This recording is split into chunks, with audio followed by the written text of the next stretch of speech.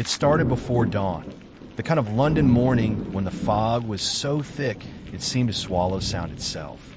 The street lamps flickered like dying stars, and the city held its breath. Then came a milkman's cart, its wheels echoing down Hanbury Street.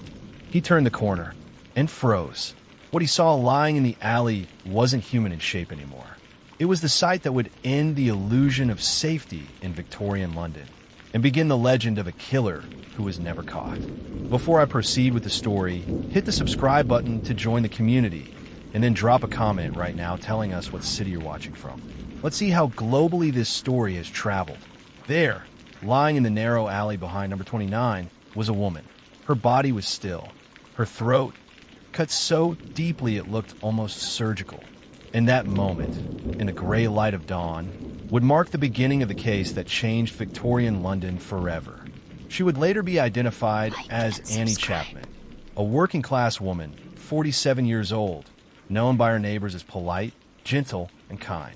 By the end of that week, her name would become a symbol of terror whispered through drawing rooms and factory floors alike. Because the city had just met a killer who would haunt its history for centuries, a name that still chills the air when spoken aloud. Jack the Ripper. The late 19th century was a time of contradiction for London. The wealthy strolled through marble arcades and tea salons, while just a few streets away, in the East End, the poor lived in choking poverty. Overcrowded, hungry, desperate. Whitechapel was the beating heart of that misery. Dark alleys, lodging houses packed shoulder to shoulder, and the constant smell of coal smoke and sickness. Annie Chapman was one of the thousands of women forced to survive night by night, room by room. She had once lived a stable life, a husband, 2 children, and a modest home. But after years of illness, alcohol, and heartbreak, she was left alone. When the rent collector came, she couldn't pay. And that night, like so many before her, she was out looking for a way to survive just one more day. The constable who first arrived at the scene, Inspector Joseph Chandler, stood frozen for a moment. Even he, hardened by years of London's worst, could barely describe what he saw. The violence was methodical, calculated. It was clear this was not a random act of rage. It was ritual. News spread faster than the fog could lift. Within hours, Whitechapel was overrun by reporters, policemen, and horrified citizens. The newspapers, always hungry for fear, gave the killer a name before the police even could: Leather Apron. They printed sketches, invented motives, and fanned the flames of panic. Inspector Chandler joined forces with Detective Abberline, a sharp-minded investigator from Scotland Yard. Abberline believed this was no ordinary murderer. The precision of the wounds suggested anatomical knowledge, perhaps a butcher or even a doctor. Then came the chilling letters. One, written in red ink, read, "From hell. Catch me when you can. Signed, Jack the Ripper." Whether those words came from the real killer or an opportunistic hoaxer, no one knew. But the city didn't care. Fear had taken on a name and a face, and that was enough. The police scoured the streets, questioning every man who carried a knife or worked in a slaughterhouse. But with each new search, the killer struck again. Each body told the same story, the same precision, the same darkness, the same unseen phantom who vanished before dawn. Victorian London, proud, booming, civilized, suddenly realized how fragile its order really was. By October, the case had consumed every corner of society. The rich debated theories over wine. The poor whispered warnings in the alleyways. Every woman in Whitechapel knew the same truth. The city was no longer safe. For Scotland Yard, the failure was humiliating. Detective Abberline faced public outrage and political pressure from every direction. He worked tirelessly, interviewing hundreds, walking through Whitechapel himself at night, trying to predict where the next horror would happen. But as days passed without progress, the press became merciless. Headlines screamed of incompetence, corruption, and fear. Illustrations of the victims filled the front pages. Their faces, once anonymous, became icons of the city's collective guilt.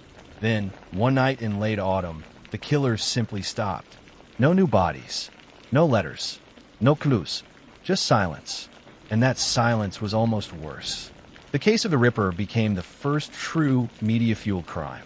Every person in London, from the palace to the slums, became an amateur detective. Suspects multiplied: a disgraced doctor, a deranged butcher, a foreign sailor. Even artists and royalty were accused. But behind the headlines, something deeper was happening.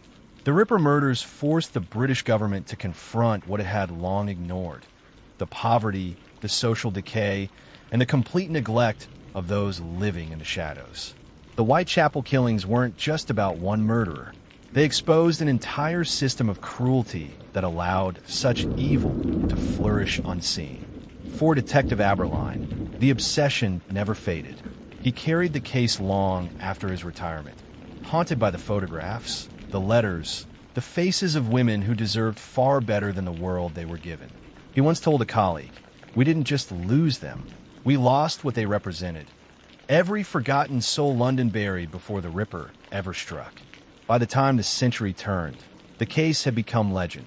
Writers, historians, even filmmakers would later chase the mystery of the man who was never caught. Some believed he was a surgeon who fled the country. Others insisted he was a local madman who took his own life after the final murder. But the truth is, no one ever knew. Jack the Ripper disappeared as suddenly as he came, leaving behind only horror, fear, and the birth of modern detective work. The case transformed policing itself. Forensics, photography, and criminal profiling, all of it evolved because of the mistakes made in Whitechapel. It forced investigators to think like killers, to follow patterns, to rely on science, not guesswork. In the cold record books of Scotland Yard, the Ripper files are still marked unsolved. But if you walk through Whitechapel today, down Hanbury Street or Mitre Square, the air still feels heavier somehow, as if the fog remembers. And maybe that's the real legacy of the Ripper. Not just the terror he caused, but the city he forced to change forever. London's history is built on stories of power, pride, and sometimes of pain.